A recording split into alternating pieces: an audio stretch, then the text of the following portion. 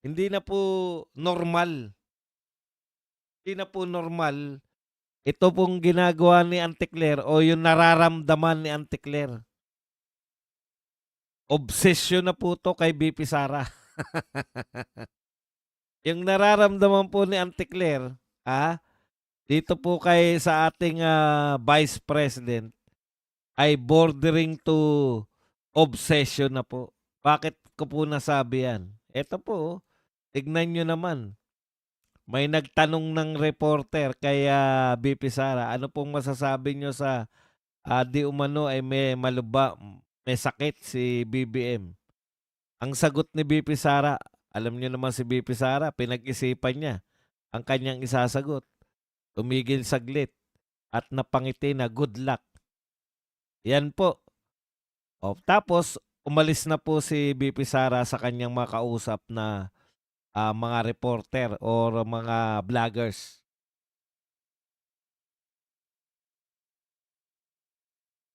Kung ikaw po normal na tao, wala lang yun sa'yo kasi ginudlak lang eh. Di ba? Ganun naman talaga tayo pag may good luck. Kahit po kalaban natin, kumbaga, kung hindi po masyadong, anong tawag doon? Yung kung wala kang sasabihin na matino, good luck na lang ang sabihin mo. Di ba parang gano'n, no? Kung wala kang positibong sasabihin, wag mo nang sabihin. No? Kung masama rin lang yung sasabihin mo. Kaya, kinudlak na lang. Kumbaga, pwede na sanang palagpasin yan ni Auntie Claire. Pero hindi po. Nakahanap pa po. Ang problema kasi kay Auntie Claire, hindi na lang po siya simpleng yung nagre-react sa mga sinabi. Di ba? Pag sinabi ni BP Sara, halimbawa, nung kahapon, o nung topic natin to kanina ba o kahapon? Kagabi. Sabi ni BP Sara, dapat tinatanong natin yung Pangulo na kung ano yung nagawa niya para sa krisis. Wala, yun po yung sinabi pero nagawa na po napasukan na ng imahinasyon ni Auntie Claire. Imbis na sagutin po ni Auntie Claire, yan po yung trabaho ng PCO eh. Pag meron po nagko-question, halimbawa, ano ba yung ginagawa ng Pangulo, ililinaw po nila para maipakita po na may ginagawa pala yung Pangulo. Pero si Auntie Claire, binabalik niya lang kay BP Sara eh. So sinabi niya na wala siyang maibibigay na solusyon. Anong klaseng ba? Etc. etc.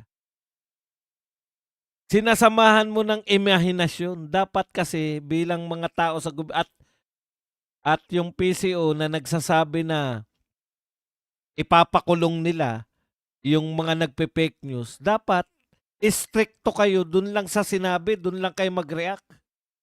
Diba? Hindi nyo po kasi istrikto yung amo mo eh. Bawal ang fake news eh.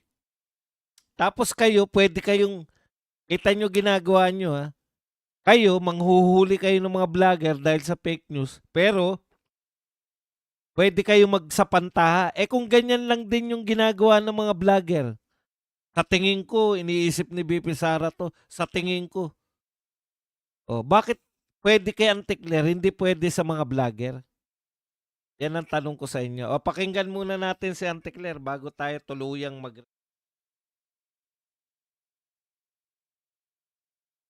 Ito po yung mga pahayag ni Auntie Claire sa kanyang press con. Sagot, pero makikita nyo sa body language. Sagot, pero makikita nyo sa body language kung ano ang ibig sabihin. Kita nyo. Nung tinanong ito, tignan po nyo pati body language.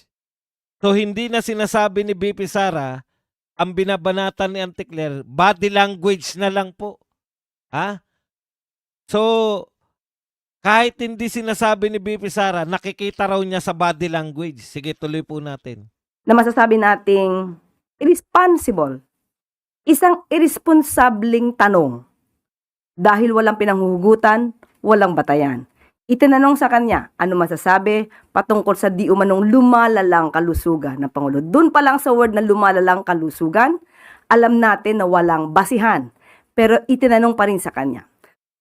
Binanatan niya yung nagtanong. Irresponsable raw yung tanong. Hindi, no? Kaya ang nakuha rin natin sa Vice Presidente ay isang irresponsableng sagot. Tandaan nyo ha, irresponsableng sagot daw. Kasi napanood ko yung kay BP Sara eh. Sabi niya, irresponsableng sagot daw yung tinugon ni BP Sara. Sige, tuloy mo, Auntie Claire. Good luck. With a smile.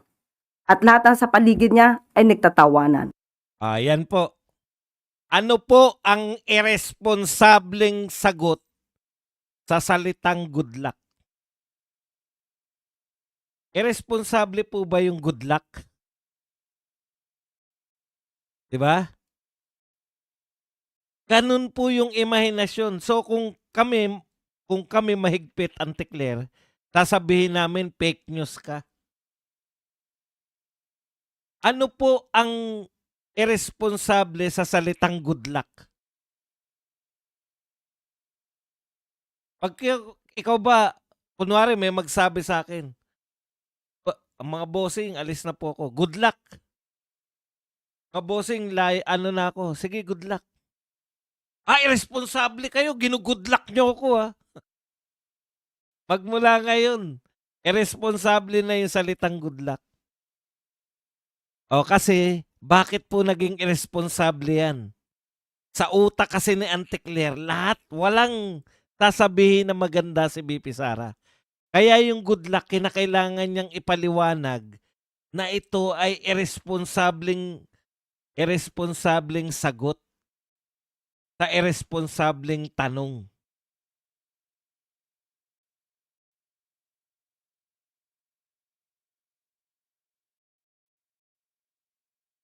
Ayan, pakinggan natin.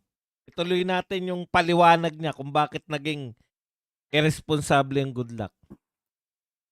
Bilang isang Pilipino, hindi natin gawi ang mangutya, pagtawanan, ang sino mang may sakit. Ayan, hindi raw natin gawi ang mangutya at pagtawanan ang sino mang may sakit. Tama ka dyan. Pero anong kinalaman sa irresponsable yung good luck? Di ba? Advance ka mag-isip eh. Kumbaga, tinabihan, good luck.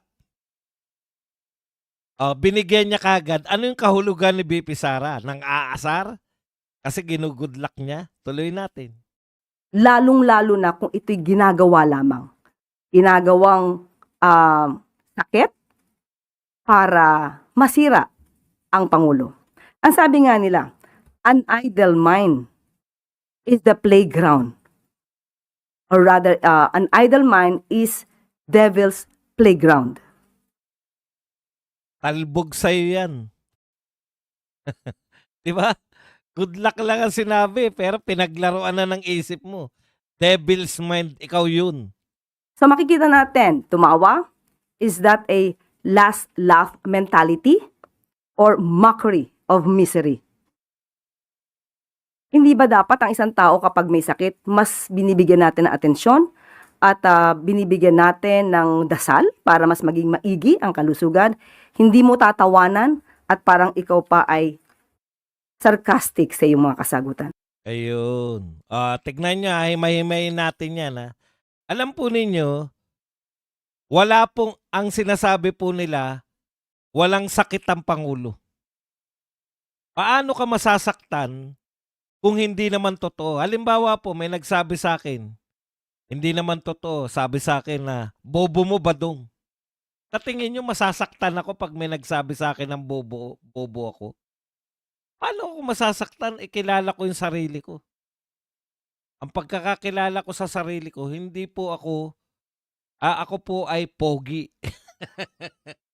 Ba't naman ako masasaktan pag sinabihan ako ng bobo? Di po ba? Kung talagang walang sakit ang Pangulo na gusto nyong palabasin, bakit kayo masasaktan? Dapat pinagtatawanan mo nga. So sa mga actuation mo, magano rin kami Magde-devil sa mind din kami So sa mga sinasabi mo, totoo pa lang may sakit ang Pangulo. Kasi dapat ipagdasal daw namin. Huwag ka mag-alala. Matagal na kami nagdadasal. yung dasal namin, matupad yung dasal ni Cara David, no? Yung dasal ni Cara David na mamatay na sana lahat ng korap. Okay. Totoo po yan. Yung sinasabi niya na hindi gawain ng Pilipino yung mangutya pag may mga sakit. Correct. Pero sa tindi po ng ginawa ninyong pagnanakaw, sa tindi ng pagnanakaw ngayon netong mga tao sa gobyerno, hindi nyo pwedeng i-deny yan. Dahil sabi nyo nga, pinaimbestigahan ni BBM. Si BBM mismo yung nagpaimbestiga. Sa tindi po ng pagnanakaw na naganap sa panahon ni BBM, hindi na po napipigilan yung mga tao.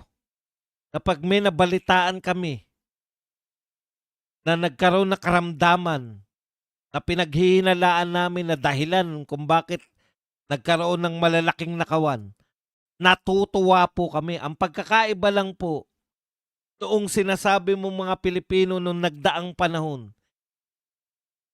itinatago yung kasiyahan pag may nababalitaan ng mga sutil na tao na nagkakasakit, itinatago yung kasiyahan pag may narinig na namatay na sutil na tao.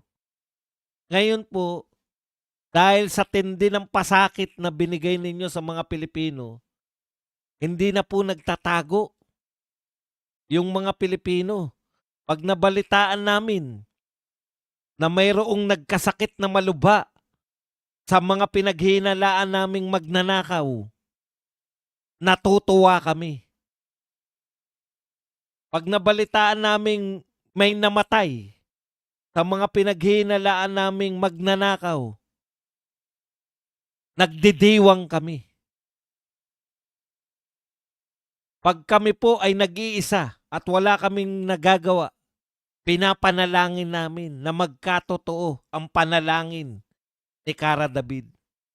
Yan po ang katotohanan. Hindi na po kami nagtatago. Sa tindi ng ginawa ninyo kay Tatay Digong, sa tindi ng ginagawa ninyo kay BP Sara at sa buong pamilya ng Duterte, sa tindi ng pasakit ninyo sa mamamayang Pilipino, nakaw dito, nakaw doon. Sa tindi ng kawalan ninyo ng kasagutan sa mga problema. Problema sa pagnanakaw, problema sa langis.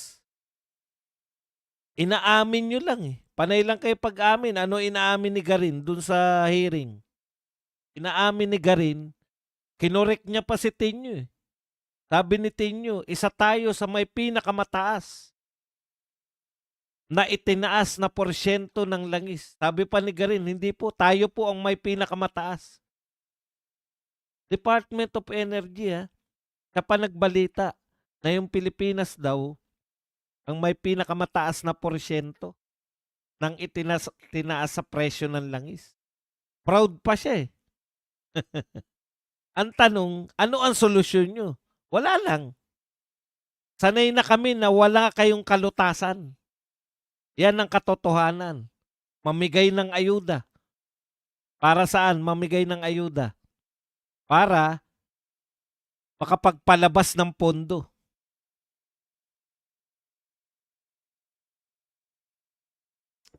Okay. Ngayon, Auntie Claire, ano man yan, maghahaka-haka rin kami kasi naghahaka-haka ka eh. Ha? Ano yung hinahaka-haka niya? Yung mga body language. Ito, ulitin ko tong parte na saan naghahaka-haka to. Ang sagot, pero makikita nyo sa body language kung ano ang ibig sabihin. Body language lang. Yung good luck, binigyan niya ng body language, pinasama niya yung salitang good luck. Yung sinasabi mo ngayon na dapat yung mga Pilipino, pinagdarasal yung may mga sakit, magbabody language din kami.